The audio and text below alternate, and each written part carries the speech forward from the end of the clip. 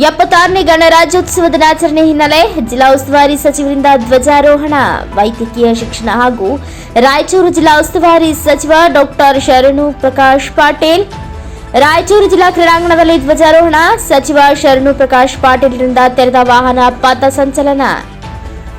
ಗಣರಾಜ್ಯೋತ್ಸವಕ್ಕೆ ಜಿಲ್ಲೆಯ ಶಾಸಕರು, ಅಧಿಕಾರಿಗಳು, ಶಾಲಾ ವಿದ್ಯಾರ್ಥಿಗಳು ಭಾಗಿ. Garladinni Veeranagouda, NKS TV4 news, Raichur.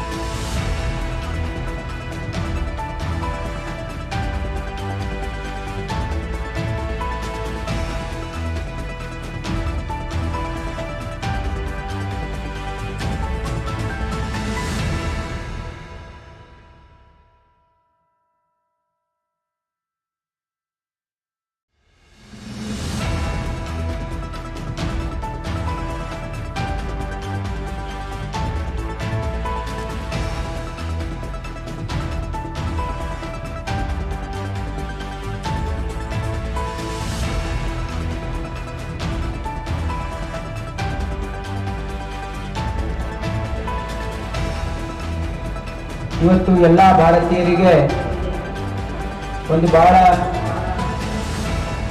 ಮಹತ್ವವಾಗಿರ್ತಕ್ಕಂಥ ದಿನ.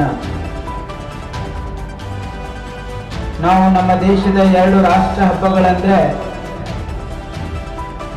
ಅದು ಆಗಸ್ಟ್ 15 ನಮ್ಮ ಸ್ವಾತಂತ್ರ್ಯದ ದಿನಾಚರಣೆನ ಆಚರಣೆ ಮಾಡ್ತಕ್ಕಂಥ ದಿನ, ಮತ್ತು 2ನೇದು ನಮ್ಮ ರಿಪಬ್ಲಿಕ್ ಡೇ, ನಮ್ಮ ಗಣತಂತ್ರೋತ್ಸವನ ಆಚರಣೆ ಮಾಡ್ತಕ್ಕಂಥದ್ದು. ಈ 2 ದಿನಕ್ಕೆ ಬಹಳ ದೊಡ್ಡ ಮಹತ್ವ ಇದೆ ಭಾರತ ದೇಶದಲ್ಲಿ. ಈ ಒಂದು ಸ್ವಾತಂತ್ರ್ಯದ ದಿನಾಚರಣೆ ಮತ್ತು ಗಣರಾಜ್ಯೋತ್ಸವ ದಿನಾಚರಣೆ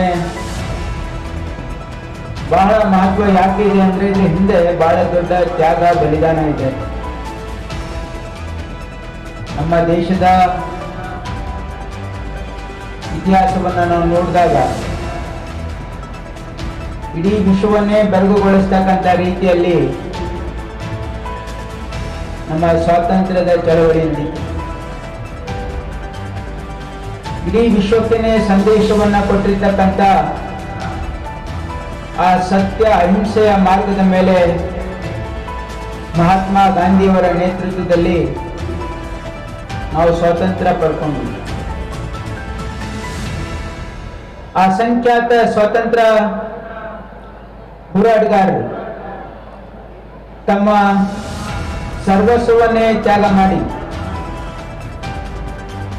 ನಮ್ಮ ದೇಶಕ್ಕೆ ಸ್ವಾತಂತ್ರ್ಯವನ್ನು ಕೊಡಿಸಿದ್ರು. ಆ ಸ್ವಾತಂತ್ರ್ಯ ಹೋರಾಟದಲ್ಲಿ